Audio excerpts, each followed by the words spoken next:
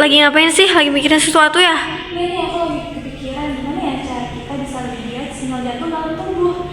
Nah, bisa nggak sih pakai kamera handphone seperti ini? Hah?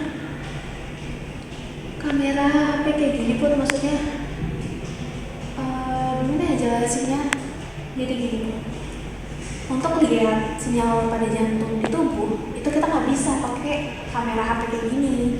Kita harus gunain alat medis yang namanya itu EKG atau elektrokardiogram.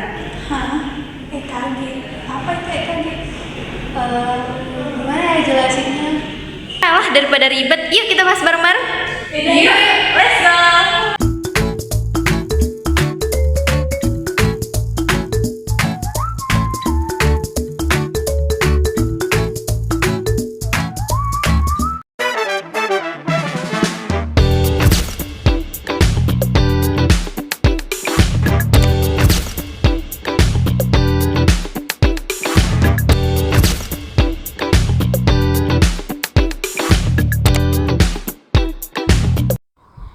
Elektrokardiografi atau EKG adalah salah satu alat medis diagnostik yang secara non-invasif dapat digunakan untuk merekam dan mendeteksi kelainan jantung dengan mengukur irama dan aktivitas listrik yang dihasilkan oleh jantung saat berkontraksi. Pada setiap kali jantung berdetak, sel-sel jantung akan menghasilkan sinyal listrik yang menyebar ke seluruh bagian jantung. Nah, sinyal inilah yang nantinya akan ditangkap oleh EKG melalui elektroda kecil yang ditempelkan pada kulit kita, bagian dada, lengan, dan kaki. Seperti yang terlihat di gambar, intinya denyut jantung ini diperoleh dari siklus depolarisasi-repolarisasi. Nah, pada saat melaksanakan kedua proses tersebut, jantung secara tidak langsung membangkitkan juga sinyal listrik. Nantinya, sinyal listrik ini akan menjadi unsur utama dan unsur penting dalam proses perekaman data jantung dengan menggunakan alat elektrokardiografi. Berikut ini adalah alat dan bahan yang digunakan selama proses perancangan EKG 1 lead. Lalu, kita masuk ke proses pembuatannya. Berikut ini merupakan tampilan rangkaian skematik EKG 1 lead. Di bagian paling kiri terlihat input dari elektroda C1, C2, dan lag. Kemudian, sinyal dari tubuh masuk dulu ke bagian proteksi yang terdiri dari dioda 1N4148 dan resistor. Pada bagian ini sangat penting untuk melindungi pengguna dan rangkaian dari lonjakan tegangan yang berlebih. Setelah itu, sinyal masuk ke blok utama yaitu Instrumentation Amplifier AD620. AD620 inilah yang bertugas untuk memperkuat sinyal jantung yang sangat kecil menjadi cukup besar untuk diproses. Letaknya berada di tengah kiri rangkaian. Dari AD620, sinyal bergerak ke blok penguatan tahap 2 menggunakan IC LM358.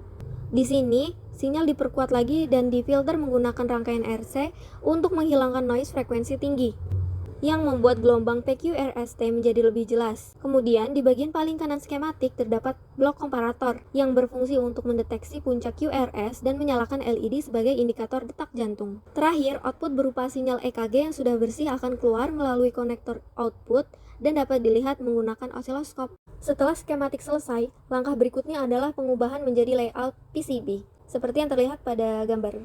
Pada susunan komponen di layout disesuaikan dengan blok fungsinya pada skematik sebelumnya, dengan jalur-jalur merah dan biru sebagai jalur tembaga yang membawa sinyal.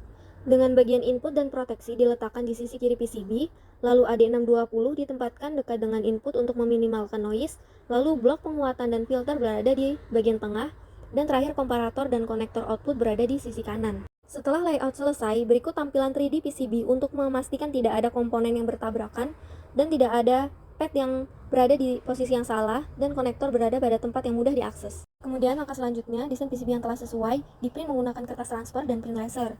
Kemudian desain yang diprint ditempelkan ke PCB dan dilakukan penggosokan menggunakan autan. Setelah desain yang menempel ke PCB, dilakukan proses etching. Setelah proses etching selesai, dilakukan pengoboran dan pemasangan semua komponen. Terakhir adalah proses penyolderan. Nah, setelah semua disolder dengan posisi yang tepat, dilakukan pengecekan gelombang sinyal di osiloskop. Nah, kita masuk ke dalam tahap yang ditunggu-tunggu, yaitu hasilnya. Jadi, pengujian osiloskop dilakukan pada 5 kondisi percobaan. Percobaan 1 dan 4 menunjukkan sinyal paling stabil dan simetris. Percobaan 2 dan 5 tetap aktif dengan sedikit noise, sedangkan percobaan 3 menampilkan sinyal lemah dengan offset besar. Nilai VM, VPP, dan VRMS konsisten dengan teori dengan deviasi rata-rata minus 9,4 mV. Hasil ini membuktikan bahwa prototipe EKG berbasis AD620 akurat, andal, dan aman digunakan, serta berpotensi dikembangkan sebagai instrumen portabel berbiaya rendah.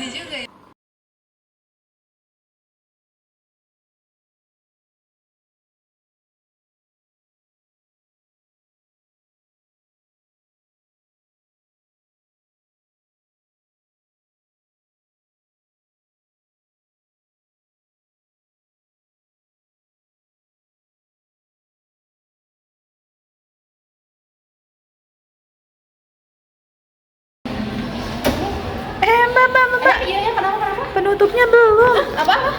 Penutupnya Penutup? belum, iya. Udah tahu kan teman-teman tadi terkait apa itu EKG, cara kerja, mekanisme pembuatan, dan lain-lain. Nah, kalau masih bingung, kalian bisa nanya kolom komentar di bawah ini. Jangan lupa like, bye-bye.